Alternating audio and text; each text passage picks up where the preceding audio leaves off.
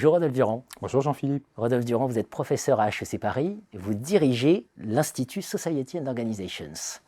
Vous êtes co-auteur avec Antoine Frérot, PDG de Veolia. Voilà, enfin un académique et un PDG écrivent ensemble sur un sujet ô combien important, à savoir l'entreprise de demain pour un nouveau récit. Pour faire simple, c'est vous tirer toutes les conséquences de la loi Pacte, de la raison d'être, et vous nous proposez qu'il faut réinventer le récit. Mais vous proposez aussi de l'instrumentaliser, voilà, vous remontez vraiment, avec des mots parfois très durs.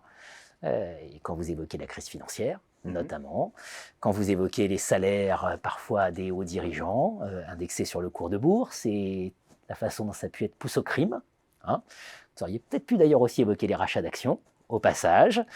Mais surtout, il y a un point qui traverse l'ouvrage, c'est que vous nous dites, Covid, là, maintenant, ça suffit la plaisanterie. Faut passer à autre chose, il faut changer de braquet. Et l'efficience post-Covid, il faut arrêter de la référer au marché. Si je vous ai bien compris et bien lu, il faut la référer à l'organisation. Et à partir de là, on ne voit plus le même monde. Voilà, donc ce qu'on essaie de dire, c'est qu'il y a différentes dimensions qu'il faut prendre en compte dans cette conception organisationnelle du marché, si on peut dire comme cela. C'est le fonctionnement du marché réside essentiellement sur la définition du prix. Le prix n'inclut pas l'ensemble des déterminants des impacts des activités de l'entreprise, disons-nous. Et par conséquent, une des façons de voir la dimension organisationnelle du fonctionnement des marchés, c'est de prendre en compte ces différentes composantes de la performance. Donc, Veolia, par exemple, a 18 indicateurs qu'il suit. Alors évidemment, ils ne sont pas tous aussi précis que ce que pourrait être un prix sur un marché. Schneider Electric a une trentaine, je crois, d'indicateurs pour essayer d'accompagner le mouvement des actions de l'entreprise vers l'atteinte des objectifs de développement durable. Et donc, comme ça, on pourrait continuer à lister les exemples, mais on voit bien que les entreprises sont plus qu'un acteur ou une fonction de production sur un marché soumis à des contraintes qu'on peut résumer facilement. Elles prennent en compte plusieurs dimensions et donc, au cœur de cela, nous proposons, avec plein d'autres, mais je crois que l'intérêt, c'est effectivement que c'est qu'un PDG et puis un prof se mettent ensemble et pensent cela ensemble. Nous proposons une définition, par exemple, plurielle de la performance qui puisse être mesurée avec des indicateurs qui vont durcir au cours du temps. Aujourd'hui, on voit que sur le plan environnemental, le carbone est en train d'être pricé, d'avoir un prix, de pouvoir être inclus. Les émissions elles-mêmes sont de plus en plus valorisables. Prolongeons l'effort et ajoutons des dimensions à cette mesure de la performance plurielle. Alors ça ne va pas sans résistance, j'allais dire sans réticence, mais non, sans résistance, que vous évoquez de manière très, très nette. Vous dites, avant on avait un indicateur très simple, la rentabilité des capitaux investis, pour faire simple, et là il faut raisonner en mode pluriel, mais évidemment c'est plus complexe, c'est plus difficile à faire percevoir, on peut être toujours taxé de finalement, est-ce que c'est pas de l'hypocrisie, est-ce que c'est pas cosmétique, etc.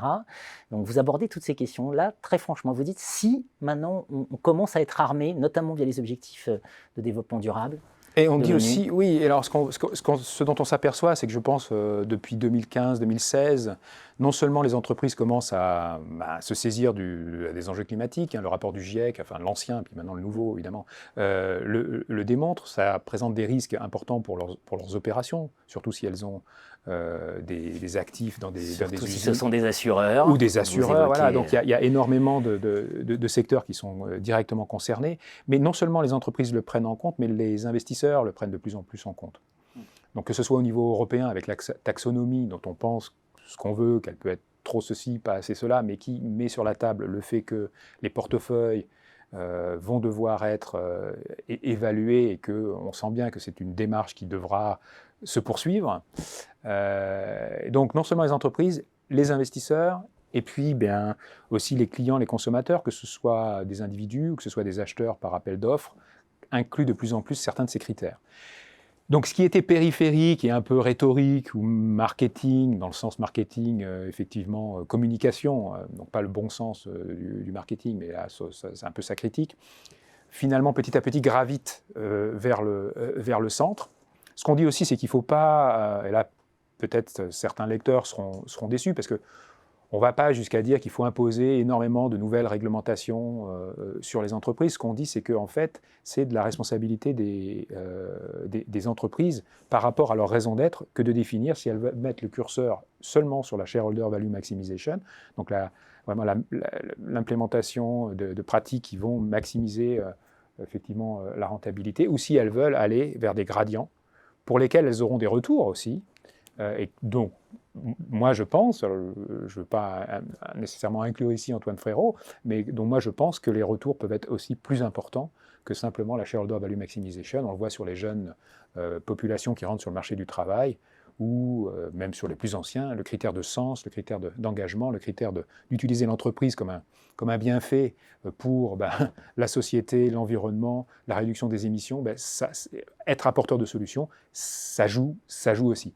Et donc, quand on met l'ensemble de ces éléments, on voit que la vision peut-être économique du fonctionnement du marché, qui a eu son heure de gloire et qui a eu des avantages pour de nombreuses personnes, mais dont on voit aussi que depuis une vingtaine d'années, la séparation entre les revenus des uns et puis celle de la majorité des autres a trop divergé. Et la déstabilisation des classes moyennes. Déstabilisation des classes moyennes, certains sociologues parlent du déclassement même.